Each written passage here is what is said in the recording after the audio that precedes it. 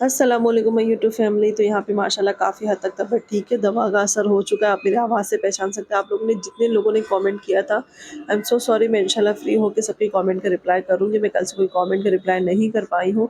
और यहाँ देखिए माशाल्लाह मुंबई में 4 दिन बाद राहत है। आज मौसम जो है काफ़ी हद तक साफ़ है और यहाँ रोड भी बहुत दिनों बाद मुझे सूखे-सूखे नज़र आ रहे हैं। गाड़ियाँ भी सूखी दिख रही है। जितनी भी हमारे यहाँ इलाके में है, हमारे घर के पास है, हमारी जो बालकनी 3 दिन से ऐसी की ऐसी गीली थी। लेकिन आज ये भी माशाल्लाह से बहुत ज़्यादा सूख चुकी है, कोई भी पानी नहीं है। 3 दिन से बहुत बेहाल था मुंबई। और यहाँ पे मैं उठते साथ सबसे पहले फ्रेश होके कालीन लगाती हूँ, क्योंकि धुआँ उठ जाती है तो धुआँ गिरते रहती है और कालीन के सहारे से वो बचती रहती है। बालकनी से लेकर ये सोफ़े को पकड़-पकड़ के चलती है धुआँ।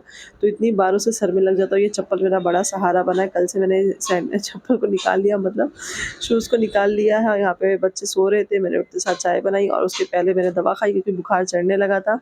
आप लोगों का बहुत-बहुत शुक्रिया। इंशाल्लाह मिलते हैं नेक्स्ट व्लॉग में। अल्लाह हाफ़िज़।